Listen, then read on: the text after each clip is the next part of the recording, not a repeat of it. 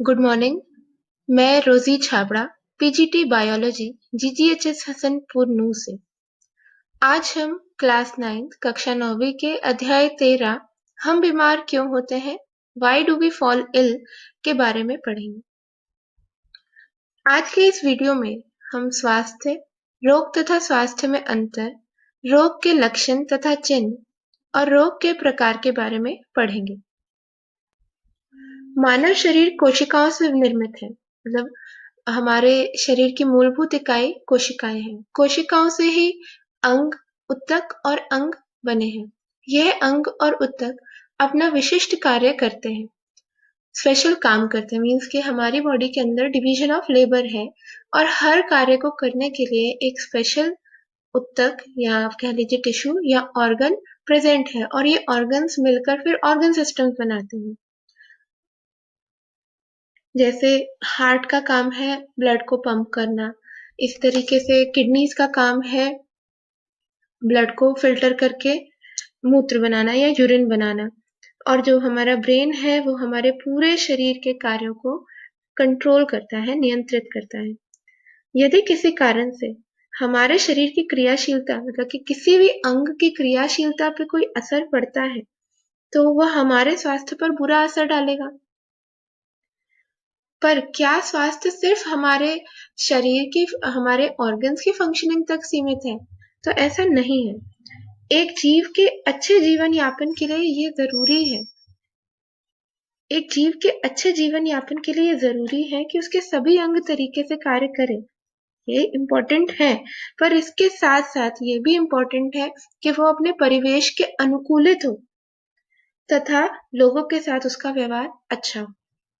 विश्व स्वास्थ्य संगठन के अनुसार स्वास्थ्य वह अवस्था है जिसके अंतर्गत शारीरिक, मानसिक तथा सामाजिक कार्य समुचित क्षमता द्वारा उचित प्रकार से किया जा सके।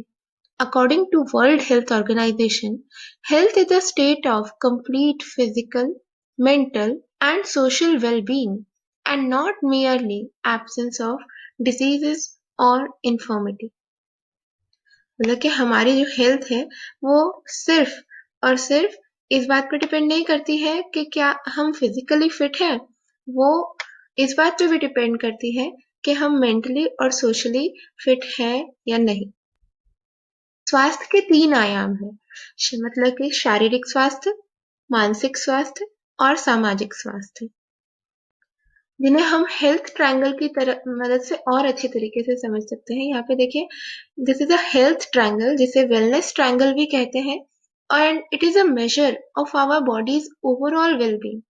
मतलब कि ये जो 3 साइड्स हैं इस ट्रायंगल के, ये तीनों साइड्स एक ऑप्टिमम कंडीशन में होने चाहिए, बैलेंस में होने चाहिए एक दूसरे के साथ और एफिशिएंट होने चाहिए, तभी हम ये कहेंगे कि पर्सन जो है वह completely healthy है। A person is considered healthy if all the 3 sides are balanced and at optimal state। तो अब हम इन तीनों आयामों को समझते हैं। पहला है शारीरिक स्वास्थ्य, फिजिकल हेल्थ। शारीरिक स्वास्थ्य शरीर की स्थिति को दर्शाता है जिसमें शरीर की संरचना, विकास, कार्य प्रणाली और रख रखाव शामिल होते हैं। Physical health deals with our body's ability to function normally and how well it is operating। like हम functional normally की बात करते हैं तो मतलब कि हमारा एज के अकॉर्डिंग हमारा हाइट वेट सही हो, इसके अलावा हमें हम बहुत जल्दी बीमार ना पड़ते हो, हमें किसी तरह का प्रॉब्लम ना हो, हम अपने काम सभी अच्छे से कर सकें, हमारा हीमोग्लोबिन लेवल ठीक हो, तो ये सब चीजें आती हैं हमारे शारीरिक स्वास्थ्य में। मानसिक स्वास्थ्य, मेंटल हेल्थ। मानसिक स्वास्थ्य का अर्थ हमारे भावनात्मक और आध्यात्मिक लचीलेपन से है, जो अपने जीवन में निराशा और उदासी की स्थितियों में जीवित रहने के लिए भी सक्षम बनाता है। देखिए, टाइम सबका एक सा हमेशा नहीं रहता है, कभी हमारे पास ऐसा भी कोई दिन आता है जिस दिन हमें बहुत ज्यादा प्रॉब्लम्स फेस करनी पड़ती है। तो क्या ऐसी कंडीशन में आप बहुत ज्यादा परेशान हो जाते हो, आप बहुत जल्दी घबरा जाते हो, तो they are kind of indicators कि आप मेंटली बहुत स्ट्रांग नहीं है। सो पर्सन को हम हेल्दी मानने के लिए एक ये फैक्टर भी बन जाता है कि वो प्रॉब्लम्स के टाइम पे भी घबराता ना हो, उनका ब्रेवली सामना करे, जल्दी से मुसीबतों से हार ना माने। तो ये सब भी चीजें भी हमारे मानसिक स्वास्थ्य या मेंटल हेल्थ में आती हैं। Mental health is defined by the by World Health Organization is a state of well-being in which the individual realizes his or her own abilities, can cope with the normal stresses of life. मतलब वो हमारे रोजमर्रा के जीवन में जो भी मुश्किल परेशानियां आती हैं उनके साथ वो इजीली डील कर सके, can work productively and fruitfully and is able to make a contribution to his or her community, और वो बहुत अच्छा काम करते हुए अपनी समुदाय में भी अपना कुछ योगदान दे। Mental health focuses on our thoughts, feelings and emotions. ये हमारे विचारों के ऊपर डिपेंड करती है, हमारी फीलिंग्स, हमारी भावनाओं, हमारे इमोशंस के ऊपर डिपेंड करती है। It is our ability to cope with stress and problems that are normal part of life. मतलब ये इस बात पे भी निर्भर करती है कि हम अपने रोजमर्रा के जीवन में आने वाली प्रॉब्लम्स और दिक्कतों से कैसे डील करते हैं। व्यक्ति की उसके समाज और दूसरे लोगों के साथ व्यवहार और संबंध बनाने की क्षमता उसके सामाजिक स्वास्थ्य के अंतर्गत आती है। मीन्स कि आप लोगों से कैसे इंटरेक्ट करते हैं, आपका बाहर सोसाइटी में आपका जो उठना बैठना है या जो कहें हम व्यवहार है लोगों के साथ, वो कैसा है, अच्छा है या ठीक है, या बिल्कुल आप किसी से बातचीत ही नहीं करते हैं। सो इट डिपेंड, ये भी हमारी हेल्थ को बहुत ज्यादा इफेक्ट करती है। Social health involves one's ability to form satisfying interpersonal relationships with others. It also relates to the ability to adapt comfortably to different social situations and act appropriately in a variety of settings. Means कई बार ऐसा भी होता है, कई लोग जो है बिल्कुल भी अपने सराउंडिंग्स को अडेप्ट नहीं कर पाते हैं। This is again not good, because अगर आप किसी वजह से दुखी हैं, परेशान हैं, तो it will effect your health. Like हमने देखा था हेल्थ ट्रायंगल में, तो हेल्थ ट्रायंगल में सोशल हेल्थ, फिजिकल हेल्थ और मेंटल हेल्थ दोनों से कनेक्टेड है, राइट। सो अगर आपकी सोशल हेल्थ अच्छी नहीं है तो इट विल इवेंचुअली, मतलब ये धीरे धीरे ऐसे आपके फिजिकल हेल्थ को भी खराब करेगा और आपकी मेंटल हेल्थ। लाइकवाइज अगर मेंटल हेल्थ ठीक नहीं है तो धीरे धीरे वो आपके सोशल रिलेशनशिप्स को भी खराब करेगा, आपके बॉडी की फंक्शनिंग को भी खराब करेगा। सो ये तीनों के तीनों फैक्टर्स जो है, शारीरिक स्वास्थ्य, मानसिक स्वास्थ्य और सामाजिक स्वास्थ्य, ये तीनों आपस में इंटरकनेक्टेड है। अगर इन तीनों में से कोई एक भी ठीक नहीं है तो उस कंडीशन में आपकी हेल्थ पे बुरा प्रभाव आ सकता है। इसके लिए जो हमारा पर्यावरण है वो कैसा होना चाहिए, जो हमारी सराउंडिंग्स है वो स्वच्छ होनी चाहिए, क्लीन होनी चाहिए, सभी को शुद्ध जल एवं पौष्टिक आहार उपलब्ध होना चाहिए, संक्रमण रोधी व्यवस्था होनी चाहिए। मीन्स अब जैसे आज कोविड-19 के इस टाइम में हमें सेफ्टी मेजर्स लेने को कहे जा रहे हैं, वो इसीलिए कहे जा रहे हैं ताकि हमसे वो डिजीज कम्युनिटी में स्प्रेड ना हो। इसी के अलावा ये तो हो गई इन्फेक्शियस डिजीजेस की बात। इसी तरीके से भय और भ्रम मुक्त समाज होना चाहिए, क्योंकि वो भी हमारे मेंटल हेल्थ को और सोशल हेल्थ को बहुत ज्यादा इफेक्ट करते हैं। सो इन्फेक्शियस डिजीजेज, जो संक्रामक रोग हैं, उनको फैलने से रोकने के लिए हमारे पास 5 तरीके हैं जिन्हें हम 5 F से जानते हैं। पहला है फ्लूइड्स, मतलब कि जो हमारा पेयजल है, पीने का पानी है, उसे हमें सुरक्षित करना चाहिए तथा उसे यूज करने से पहले उसको बॉईल कर लेना चाहिए, क्लीन कर लेना चाहिए, ताकि फिल्टर करना चाहिए ताकि उसमें किसी तरह के डिजीज स्प्रेडिंग ऑर्गेनिजम्स ना हो। इसी तरीके से नेक्स्ट है फिंगर्स। जब भी आप खाना खाने बैठते हैं, खाना खाने से पहले और खाना खाने के बाद हमेशा अपने हाथ धोइए। इसी तरीके से टॉयलेट यूज करने के बाद भी अपने हाथ हमें जरूर वॉश करने चाहिए। लाइकवाइज फ्लाइज मतलब मक्खियाँ, में कचरे के आसपास जो मक्खियाँ पाई जाती हैं, उनसे प्रोटेक्ट करने के लिए हमें अपना खाना हमेशा ढक कर रखना चाहिए और कोशिश करनी चाहिए कि बाहर का खाना हम ना खाएं। फील्ड्स मतलब कि खेत, वहां पे जो हमारे सब्जियां उगती हैं, खाना भोजन मतलब जो हमारा अनाज उगता है, उसे कंज्यूम करने से पहले हमें उसे अच्छी तरह से साफ करना चाहिए ताकि उसमें किसी तरह के कीटाणु या डिजीज कॉजिंग ऑर्गेनिजम्स ना रहे। और ओपन में डिफेसिएशन मीन्स खुले में शौच नहीं करना चाहिए। फिफ्थ है फ्लड्स, तो इसके लिए हमारे पास प्रॉपर ड्रेनेज सिस्टम होना चाहिए ताकि नदी का पानी जो है वो खड़ा ना रहे, क्योंकि खड़े पानी में मच्छर पनपते हैं जो कि डिजीजेस स्प्रेड करते हैं, रोगों को फैलाते हैं। रोग, रोग हमारी शारीरिक संरचना में कमी या व्याधि है। A disease is a particular abnormal condition that negatively affects the structure or function of all parts of an organism.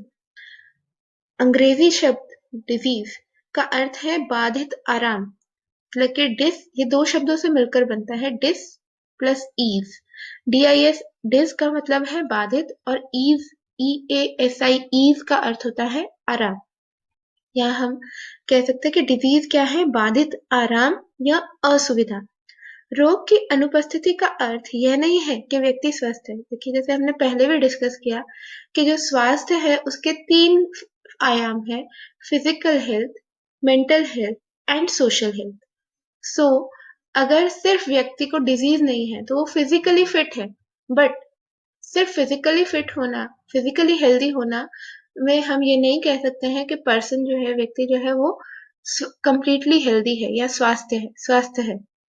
हम उसे स्वस्थ कब मानेंगे, जब वो फिजिकली, मेंटली और सोशली तीनों रूपों में, तीनों फैक्टर्स के अकॉर्डिंग वो हेल्दी होगा, और तीनों उसके फैक्टर्स में एक बैलेंस बना हुआ होगा। सो रोगों की अनुपस्थिति का मीनिंग ये बिल्कुल नहीं होगा कि आप जो है वो हेल्दी है। उसका अर्थ ये है कि आप फिजिकली फिट है। रोग तथा इसके कारण, जैसे हमने पढ़ा कि रोग जो है वो किस कारण से होते हैं, ये तो हमें समझ में आ गया कि अगर हमारी बॉडी के फंक्शनिंग में कोई प्रॉब्लम उत्पन्न होगी, कोई प्रॉब्लम आएगी, तो दैट इज डिजीज या रोग। A disease is caused by external factors such as pathogens और इंटरनल डिसफंक्शन। तो डिजीज जो है वो 2 कारणों से होता है। पहला कारण तो है सूक्ष्म जीव, जिन्हें हम पैथोजेंस बोलते हैं। डिजीज कॉजिंग माइक्रो ऑर्गेनिजम्स को हम पैथोजेंस बोलते हैं, ठीक है ना। वह सूक्ष्म जीव जिनके जो हमारे अंदर रोग उत्पन्न करते हैं या दूसरे ऑर्गेनिजम्स के अंदर रोग उत्पन्न करते हैं, उन्हें हम रोग कारक या पैथोजेंस बोलते हैं। और दूसरा कारण होता है इंटरनल डिसफंक्शन, कि मान लीजिए आपकी बॉडी का कोई ऑर्गन ही है जिसकी फंक्शनिंग खराब हो गई है, तो उसको, तो ये भी एक कारण बनता है रोग उत्पन्न होने का। तो रोगों के कारण तो हम समझ गए कि या तो एक्सटर्नल फैक्टर होगा, बाहरी कारण, या इंटरनल फैक्टर होगा कि अंदर किसी अंग की फंक्शनिंग में, क्रियाशीलता में कोई परेशानी आ रही है या उसके संरचना में कोई परेशानी आ गई है। पर अब हमें पता कैसे चलेगा कि हमें कोई रोग हुआ है, तो उसके लिए है रोग के लक्षण पता चले। जब किसी व्यक्ति को शरीर में परेशानी होती है और वह अपने शरीर में बदलाव महसूस करता है, ये बदलाव लक्षण कहलाते हैं।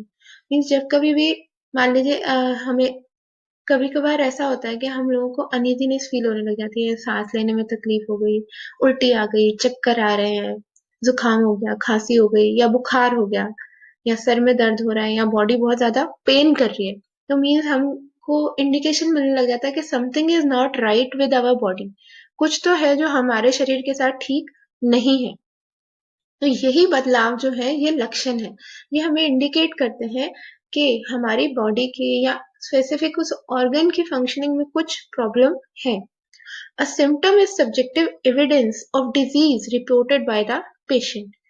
लक्षण पीड़ित व्यक्ति द्वारा महसूस किए जाते हैं। इस चीज को हमेशा ध्यान रखिएगा कि लक्षण जो है वो हमारे द्वारा अनुभव हो रहे हैं, क्योंकि वो हमारी बॉडी के अंदर प्रॉब्लम आ रही है।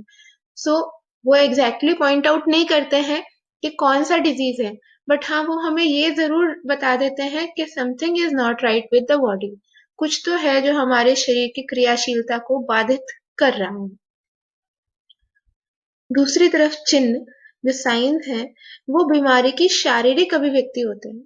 शारीरिक अभिव्यक्ति का अर्थ है कि वो हमारी बॉडी पे धीरे धीरे अपीयर होने लग जाते हैं। A sign is defined as an objective manifestation of diseases that can be determined by a physician.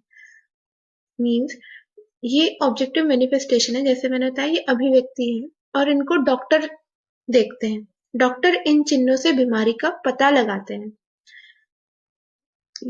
यह देखे जा सकते हैं लाइक ब्लड टेस्ट की रिपोर्ट्स हैं, एक्सरेज हैं, सीटी स्कैन्स हैं। इसके अलावा जैसे तो देन टाइप्स ऑफ डिसीजेस पे आते हैं। तो टाइप्स ऑफ डिसीजेस में पहला टाइप हम पढ़ेंगे on the basis of duration, उनके काल के बारे में, कितने समय तक वो डिजीज या रोग हमें इफेक्ट करता है इस पर निर्भर करता है। तो समय अवधि के अनुसार दो प्रकार के रोग होते हैं, एक्यूट एंड क्रॉनिक डिजीजेस, तीव्र तथा दीर्घकालिक रोग। तीव्र रोग एक्यूट डिजीजेस, जिन रोगों की अवधि कम होती है उन्हें तीव्र रोग कहते हैं। इनका स्वास्थ्य पर बहुत अधिक दुष्प्रभाव नहीं पड़ता है क्योंकि ये बहुत ही कम समय तक रहते हैं, इसलिए हमारे हेल्थ को बहुत ज्यादा इफेक्ट नहीं करते हैं। एक्यूट डिजीजेस अकर सडनली, एक तो वो अचानक से होते हैं, हैव इमीडिएट और रैपिडली डेवलपिंग सिम्टम्स, इनके सिम्टम्स भी बहुत जल्दी से डेवलप करते हैं, मतलब जो लक्षण है बहुत जल्दी दिखते हैं, and are limited in duration, और बहुत ही कम समय के लिए ये रोग जो है वो रहते हैं। ये शरीर के कुछ ही अंगों को प्रभावित करते हैं और ये शरीर के एक या दो अंगों या तीन अंगों, इससे ज्यादा को प्रभावित नहीं करते हैं, जैसे कि खांसी है, बुखार है, दस्त है। तो ये फॉर बहुत कम टाइम के लिए रहते हैं, ठीक, और इनका बॉडी के ऊपर बहुत इन जनरल बहुत ज्यादा बुरा प्रभाव नहीं रहता है। देन दीर्घकालिक रोग, क्रॉनिक डिजीजेस, यह रोग लंबी समय अवधि तक रहते हैं। यह शरीर के आंतरिक भागों को प्रभावित करते हैं। Chronic diseases are long lasting, they develop and potentially worsen over time. एक तो क्योंकि इनके जो लक्षण है ना बहुत धीरे धीरे डेवलप करते हैं, they adversely affect health, they can be cause by external और इंटरनल फैक्टर। और ये जो दीर्घकालिक रोग है ये एक्सटर्नल फैक्टर्स मतलब पैथोजेंस या हम कहें रोग वाहकों से भी हो सकते हैं या इंटरनल फैक्टर्स के कारण भी हो सकते हैं। उदाहरण के लिए क्षय रोग यानी टीबी, मधुमेह, डायबिटीज, कैंसर, एस्थमा आदि, ये सब क्रॉनिक डिजीजेस हैं। दीर्घकालिक रोग तथा अस्वस्थता, chronic diseases and poor health, क्योंकि दीर्घकालिक रोग लंबी अवधि तक बने रहते हैं और शरीर के कई अंगों को प्रभावित करते हैं, इसलिए ये हमारे स्वास्थ्य पर विपरीत प्रभाव डालते हैं। A chronic disease last for long time and adversely effect various organs of the body, they have negative effect on health of a person. क्योंकि ये बहुत लंबे समय तक हमारी बॉडी के अंदर रहते हैं और हमारे बहुत सारे अंगों को प्रभावित करते हैं, तो ये हमारे बॉडी के ऊपर, हमारी हेल्थ के ऊपर बहुत ज्यादा बुरा प्रभाव डालते हैं। ना ही फिजिकली, ना केवल फिजिकली मतलब सिर्फ शारीरिक स्वास्थ्य पर ही प्रभाव नहीं डालते, ये हमारे मेंटल हेल्थ पे भी प्रभाव डालते हैं और सोशल हेल्थ पे भी प्रभाव डालते हैं। इनका एग्जाम्पल लेते हैं ट्यूबरक्लोसिस, क्षय रोग। It is caused bye bacterium Mycobacterium tuberculosis, it attacks lungs. ये जो बैक्टीरिया है माइकोबैक्टीरियम ट्यूबरकुलोसिस, ये हमारे लंग्स को, हमारे फेफड़ों को इफेक्ट करता है और उसके साथ साथ में हमारी किडनी पे, स्पाइन पे और ब्रेन पे भी बुरा प्रभाव डालता है। तो देखिए कितने मेजर ऑर्गन्स को इसने इफेक्ट किया। देन दो टीबी की कंडीशन एग्जिस्ट करती हैं, लेटेंट टीबी इन्फेक्शन और टीबी का disease. It is an airborne disease, it spreads when a person infected by TB coughs, speaks and और सिंग्स। तो जैसे मैंने आपको बताया था कि जो क्रॉनिक डिजीजेस हैं वो एक्सटर्नल फैक्टर्स यानी कि माइक्रो ऑर्गेनिजम्स के कारण भी हो सकते हैं। तो जो माइक्रो ऑर्गेनिजम्स के कारण डिजीजेस होते हैं वो कम्युनिटी में स्प्रेड करते हैं। तो जैसे यहाँ पे बताया मैंने आपको, ये एयरबोर्न डिजीज है। तो जब भी आप मतलब जो टीबी का पेशेंट है खांसता है या बोलता है या गाना गाता है, तो उस कंडीशन में क्या होता है, उसके मुंह से, उसके नाक से छोटे छोटे ड्रॉपलेट्स निकलते हैं जिनके अंदर ये बैक्टीरियम प्रेजेंट होता है और वो एयर में स्प्रेड हो जाता है, जिसके कारण वो दूसरे हेल्दी पर्सन तक भी पहुंच जाता है।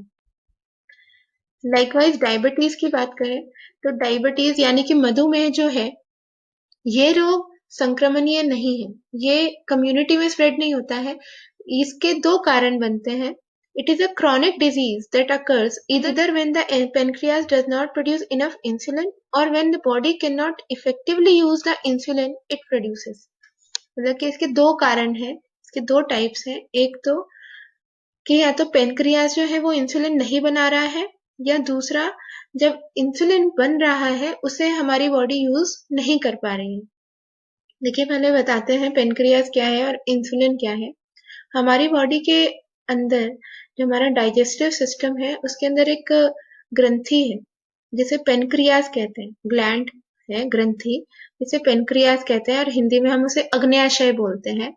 ये ग्रंथि जो है ये एक हार्मोन बनाती है जिसे इंसुलिन कहते हैं। Insulin is a hormone that regulates blood sugar level, और इंसुलिन जो है वो ब्लड शुगर लेवल को कंट्रोल करती है। मतलब जैसे हमने खाना खाया तो हमारे ब्लड के अंदर खाने के डाइजेशन के बाद जो हमारा कार्बोहाइड्रेट सारा वो ग्लूकोज में कन्वर्ट हो जाता है, तो ब्लड में ग्लूकोज का लेवल इंक्रीज हो जाता है। तो उस इंक्रीज हुए लेवल को इंसुलिन जो है ऑप्टिमल लेवल, मतलब एक सही लेवल पर लेकर आता है ताकि वो ग्लूकोज हमारे ऑर्गन्स को डैमेज ना करे। तो अगर या तो पेनक्रियाज में इंसुलिन नहीं बन रहा है या हमारी बॉडी प्रोड्यूस हुए इंसुलिन को यूज नहीं कर पा रही है, तो उस कंडीशन में हमारे ब्लड का शुगर लेवल बहुत ज्यादा हाई हो जाता है, ग्लूकोज लेवल बहुत हाई हो जाता है।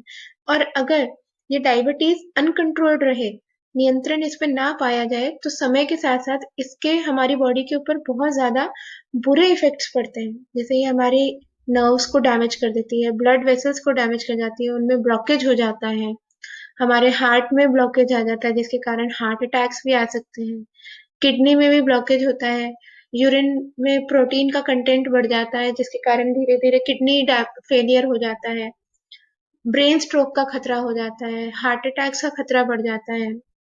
इवन ये हमारी बॉडी में हमारे लिम्स तक ब्लड सप्लाई भी रुकती है, ब्लड वेसल्स डैमेज होने के कारण, जिसके कारण एक स्टेट ऐसे भी आती है जब हाथ या पैरों को काटना पड़ता है। और इसके अलावा एक बहुत और सीरियस डैमेज वो है कैटरैक्ट, मोतियाबिंद। सो डायबिटीज भी एक क्रॉनिक डिजीज है और इसका ओवरऑल बॉडी की फंक्शनिंग पे बहुत एडवर्स इफेक्ट है। रोग के कारण, कॉजेज ऑफ डिजीज। रोग होने के कई कारण बनते हैं, जैसे दूषित जल, वायु, भोजन, कुपोषण, आनुवांशिक भिन्नता, गलत जीवन शैली। तो ये इन कारणों में फिर दो तरह के कारण बने। एक तो इमीडिएट यानी कि तात्कालिक कारण, और दूसरा है सहायक कारण, कंट्रीब्यूटरी कॉजेज, जो उनको हेल्प करते हैं डिजीज को डेवलप करने में। रोग के प्रकार, संक्रामक रोग, कम्युनिकेबल और इन्फेक्शियस डिजीजेस। अब हम जो रोगों के प्रकार पढ़ रहे हैं वो हम उनके समुदाय में फैलने के आधार पर और कह सकते हैं तात्कालिक कारणों के आधार पर पढ़ रहे हैं। वह रोग जिनके तात्कालिक कारण सूक्ष्म जीव होते हैं उन्हें संक्रामक रोग कहते हैं। यह रोग समुदाय में जल, वायु, भोजन तथा दूसरे जीवों की सहायता से फैलते हैं। Diseases that spread from one person to another are called communicable diseases या infectious diseases. They are usually caused by microorganisms called pathogens.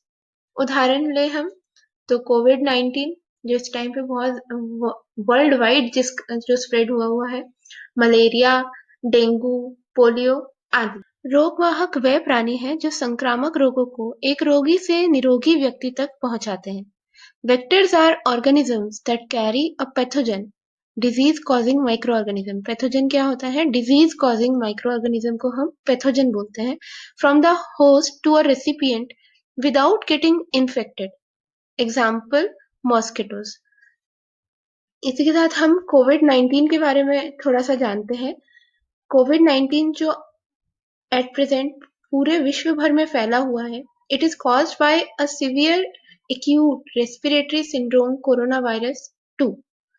Virus is transmitted mainly via respiratory droplets and aerosols when sneezing, coughing or interacting with others in close proximity. ये virus infected person से community में respiratory droplets और aerosols की वजह से फैल रहा है। जब भी कोई इन्फेक्टेड पर्सन छींकता है, खांसता है या दूसरे लोगों के साथ इंटरेक्ट करता है, तो ये रेस्पिरेटरी ड्रॉपलेट्स और एरोसोल्स हमारी कम्युनिटी में फैल जाते हैं। Other people can catch COVID-19 when the virus gets into their nose, eyes or mouth. The virus can also spread after infected people sneeze, cough or touch surfaces or objects, doorknobs and handrails.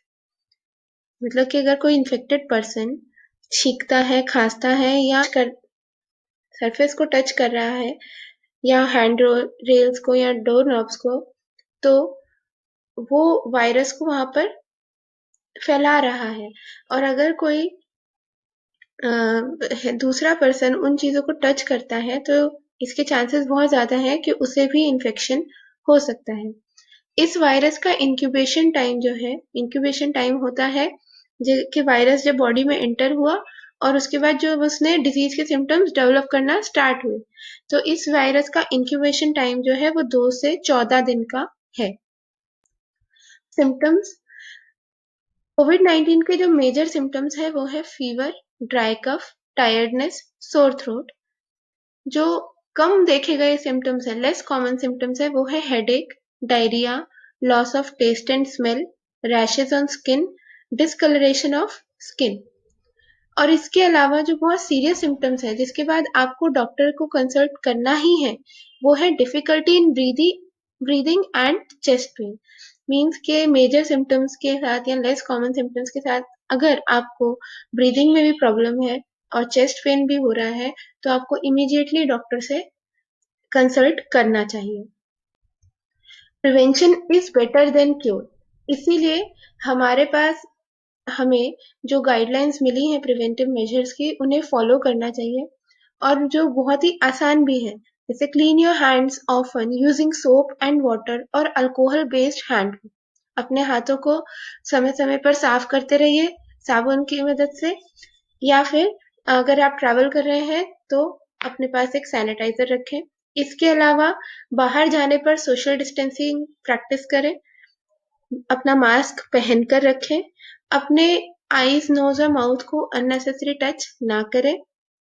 अगर आपको बहुत ज्यादा time से fever, कफ हो रहा है और उसके साथ में सांस लेने में परेशानी है, तो जल्दी से जल्दी मेडिकल अटेंशन लें, मीन्स डॉक्टर को कंसल्ट करें।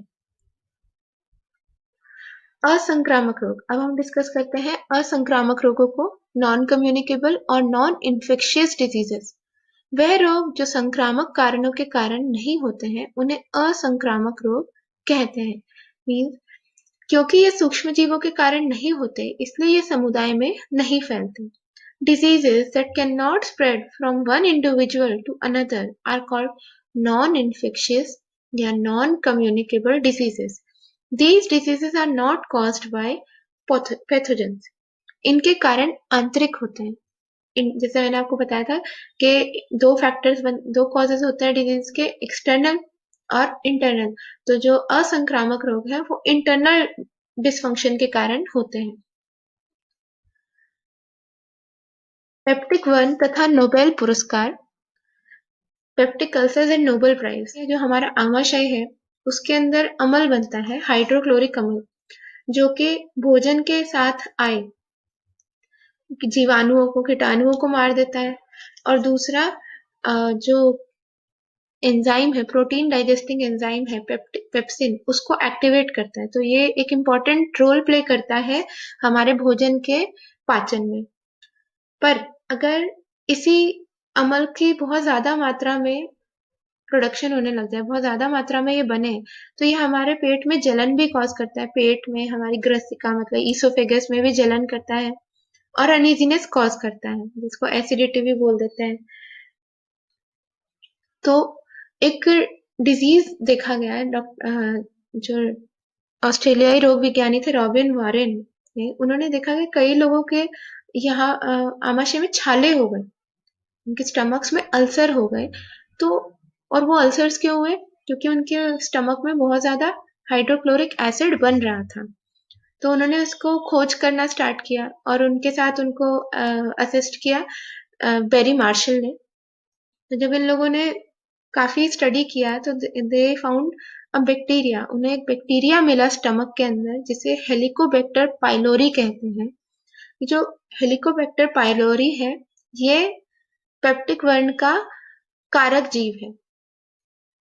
सो एक टाइम पे ये जो पेप्टिक वर्ण थे, पेप्टिक अल्सर्स थे, इनको क्रॉनिक डिजीज माना जाता था क्योंकि इनका इलाज बहुत लंबा चलता था और कई बार ऐसा भी हो जाता था कि इलाज पूरा नहीं हो पाता था। और इस खोज के बाद मतलब जब उन्होंने ये पाया कि हेलिकोबैक्टर पाइलोरी इस डिजीज का कारक है, तो उन्होंने उसके लिए फिर मेडिसिन भी डेवलप की। तो इस वजह से अब ये डिजीज जो है बहुत ज्यादा खतरनाक नहीं रह गया है और इसका इलाज भी पॉसिबल हो पाया है। इस खोज के लिए मार्शल और वॉरेन को शारीरिक विज्ञान तथा औषधि में के फील्ड्स में सन 2005 में संयुक्त रूप से नोबेल पुरस्कार प्रदान किया गया था। इससे जुड़े हुए कुछ इंपॉर्टेंट क्वेश्चंस को डिस्कस करते हैं। प्रश्न नंबर 1, WHO के अनुसार स्वास्थ्य की परिभाषा क्या है?